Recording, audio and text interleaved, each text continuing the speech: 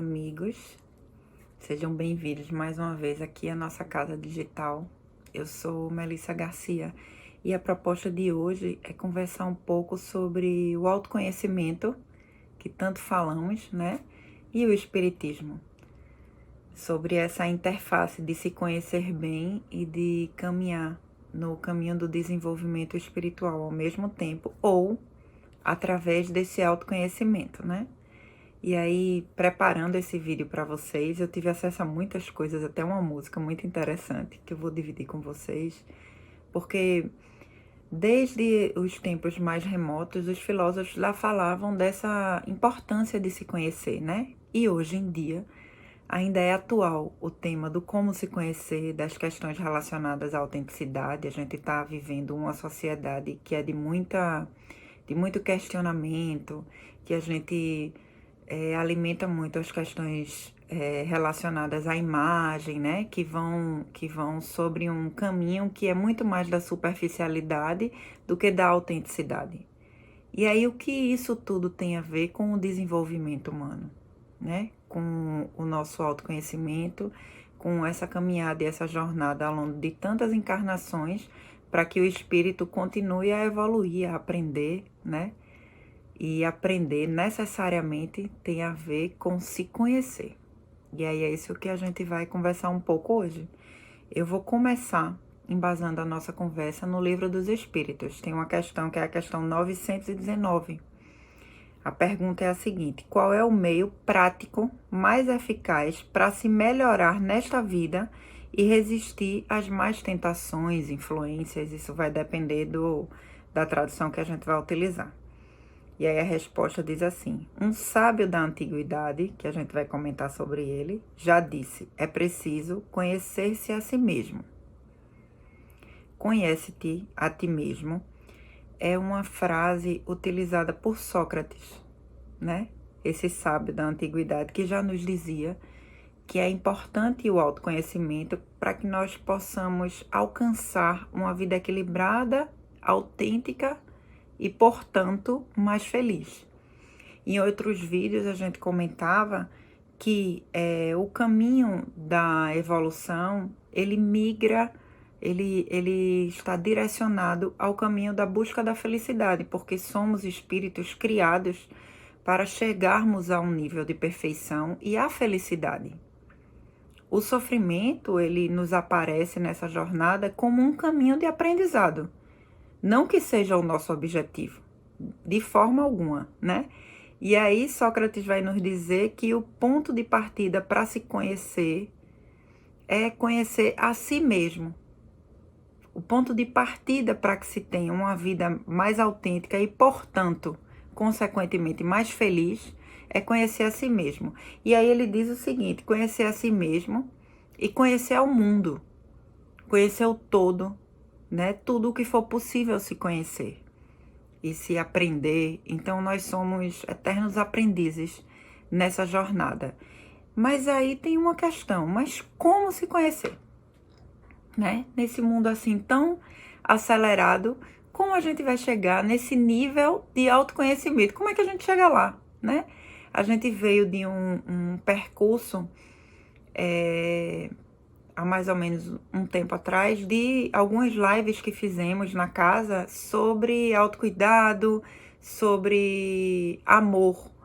E existem alguns vídeos já na plataforma falando sobre amar ao próximo como a ti mesmo, né? E aí pensar em você se amar primeiro, então fala de autoamor. E aí a gente vem num caminho de pensar quais são os passos que a gente pode ter, porque é importante mencionar que a caminhada é uma caminhada individual, é de cada um. Nós, enquanto crescemos individualmente, nós impactamos a coletividade, mas nós precisamos crescer individualmente para poder impactar essa coletividade. E quando a gente olha muito para o externo e deixa de olhar para o interno, a gente deixa de galgar esses estágios de evolução e de ajudar, inclusive, o externo. E aí tem uma armadilha quando a gente se engaja no movimento, que é um movimento de caridade, porque muitas vezes a pessoa se entrega aos cuidados com o próximo porque não consegue olhar para suas próprias dores. Então ela fica assim, com o seu olhar voltado totalmente para o externo, porque ela tem uma dificuldade de se olhar, de se compreender, de se acolher, de se aceitar, de praticar o auto-perdão, muitas vezes, né? E de crescer na sua individualidade, inclusive para poder prestar um auxílio melhor à coletividade. E aí Jung, que é um outro pensador muito importante da psicologia, ele diz assim: quem olha para fora sonha, mas quem olha para dentro desperta. E aí é nisso que a gente vai pensar, como despertar, né? Como mesmo fazendo parte de uma sociedade que alimenta tanto o externo, que alimenta tanto o consumo, que alimenta as relações voltadas a curtidas, a repostagens e tudo mais, a um exibicionismo. E aí como é que a gente vai fazer para a gente despertar, né? E sair desse movimento que é um movimento quase que de uma alienação coletiva, pensemos assim, né? Lógico que isso tudo falando metaforicamente, tá, gente? Porque é importante, como a gente já falou em outros vídeos, que a gente viva na sociedade da atualidade, onde nós estamos. Nós estamos encarnados aqui, com as dificuldades que temos aqui, porque precisamos deste momento encarnatório para evoluir. Mas como lidar com ele da melhor forma? E como evoluir da melhor forma? E como se desenvolver? E como galgar esse espaço de exercício de autenticidade mesmo? De independentemente de onde eu esteja, eu saber quem eu sou e o que é que eu vim fazer aqui. De me conhecer cada vez melhor, né? E aí, eu resolvi usar um livro, que o nome desse livro é O Ser Consciente, né? Para quem já viu alguns vídeos meus aqui na plataforma, eu gosto muito de uma série que é chamada Série Psicológica de Joana de Ângeles, que é um espírito que Divaldo Franco psicografa, tá? Esse é o 5º volume. Esse volume, ele vai falar do galgar níveis de consciência. E aí tem a ver um pouquinho com a música que eu vou falar para vocês no final. Mas vamos por partes, né? Ele vai dizer o seguinte: o ser consciente deve trabalhar-se sempre partindo do ponto inicial da sua realidade, aceitando-se como é e aprimorando-se sem cessar. Porque esse processo de desenvolvimento é como a vida, é eterno.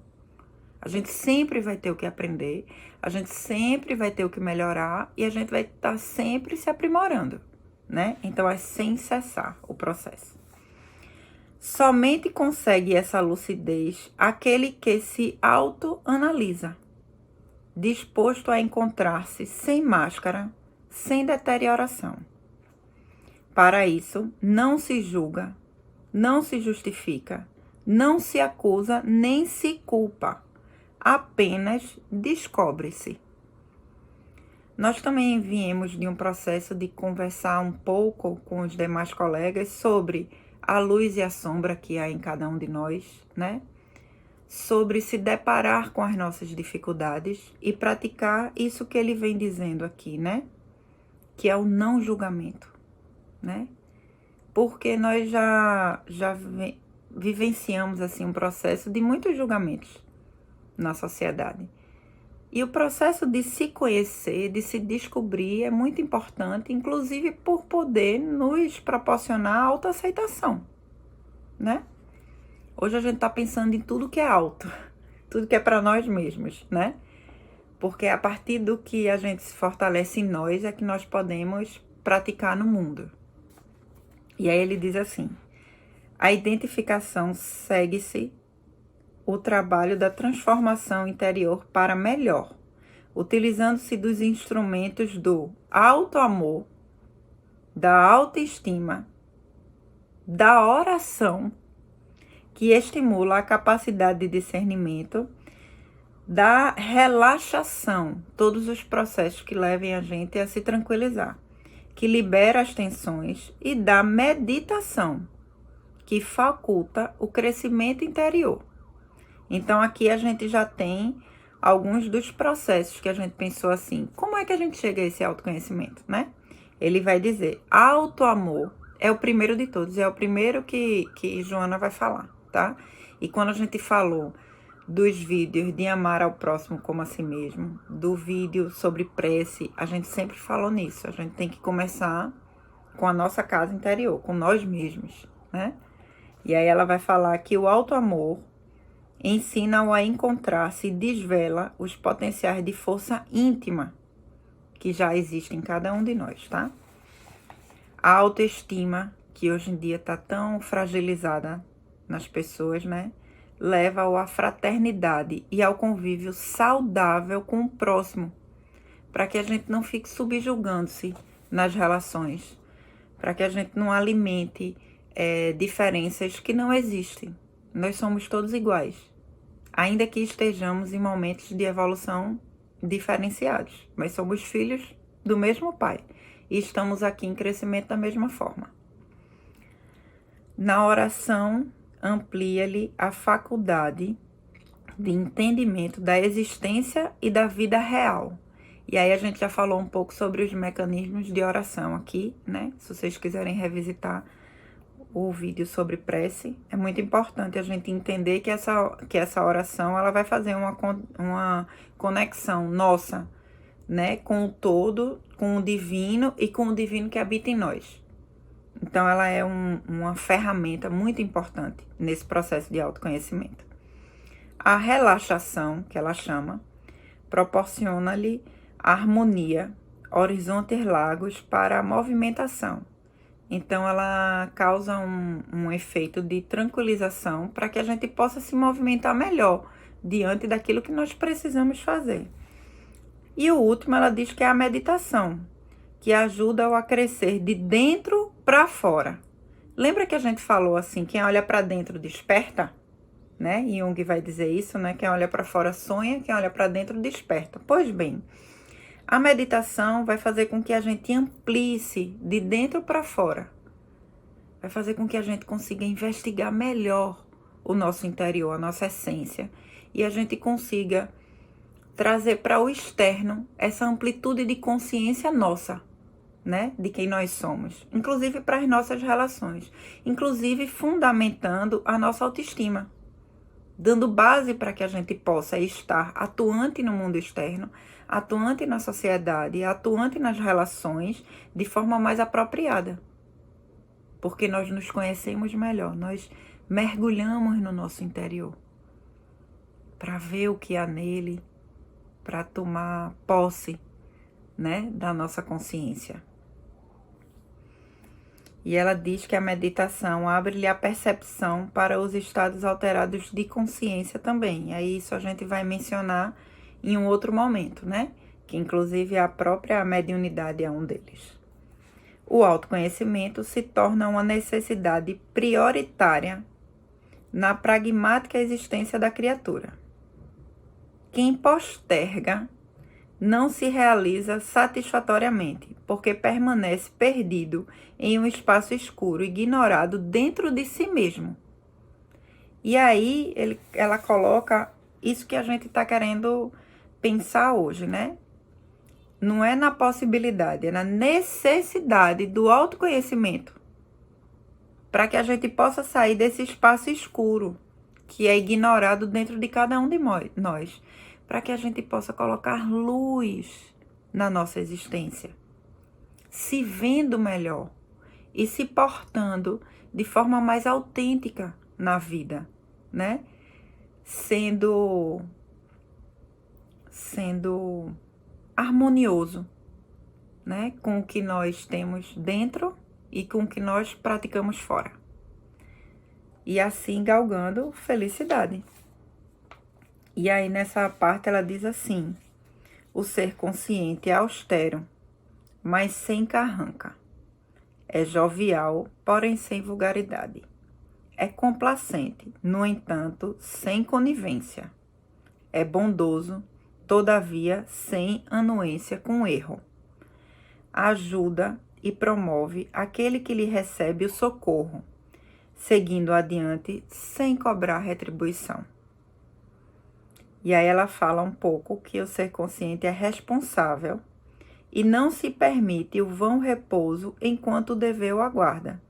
Conhecendo suas possibilidades, que são infinitas, coloca-as em ação sempre que necessário, aberto ao amor e ao bem. Então, que nós possamos olhar essa possibilidade de autoconhecimento como um caminho, né? Como uma trajetória para que nós possamos atuar no mundo, fazendo o bem, praticando o amor, a partir do auto-amor, a partir do autoconhecimento, para que a gente possa fundamentar as nossas ações na nossa própria autenticidade. E por fim, hoje eu vou fazer invertido, né? Hoje eu vou finalizar com o Evangelho. Vou ler um trechinho do Evangelho, uma frase só, do capítulo 17, que fala do homem de bem. O capítulo 17 do Homem de Bem, ele faz uma série de comentários e de descrições das práticas na vida cotidiana do homem de bem, né? De como você chegar a ser um homem de bem. Esses comentários, eles são feitos por Santo Agostinho. É o mesmo espírito que lá naquela questão 919 do Livro dos Espíritos, ele vai responder, e mais à frente ele vai dizer da prática da autoanálise, ele vai descrever essa autoanálise diária das nossas ações, né? E fala um pouco, faz um link com a autoanálise que a Joana de Ângeli nos fala, para que a gente saiba o que é que a gente pratica todos os dias, e ter a consciência dos nossos erros e poder voltar atrás, né? A gente revisitar as nossas ações e a gente pensar de que melhor forma poderiam ter sido feitas. E aí, neste capítulo 17, eu vou deixar ele como indicação de leitura para vocês. Nesse capítulo 17, ele vai mencionar, né, como são as práticas de um homem realmente de bem, tá? E aí ele diz assim: o verdadeiro homem de bem é aquele que pratica a lei da justiça, do amor e da caridade em toda a sua pureza. Questiona sua consciência sobre seus próprios atos. Pergunta a si mesmo se não violou essas leis, se não fez o mal e, principalmente, se fez todo o bem que podia. Aí vocês vão pensar assim, mas isso é muito difícil, né? A gente sempre dá uma escorregadinha. Pois é. Mas se a gente revisita as nossas ações, observa aquilo que poderia ser melhor feito, não se culpa, porque a gente iniciou dizendo aqui que não é uma questão de julgamento ou de culpabilização. É uma questão de autoconhecimento, para que a gente possa ter cada vez mais escolhas melhores. A gente vai ter possibilidade, se a gente revisitar os nossos atos com responsabilidade, de escolher melhor. De escolher o caminho do autoconhecimento, o caminho da autenticidade, da felicidade, do amor a nós mesmos e nos melhorando ao todo. Não é verdade?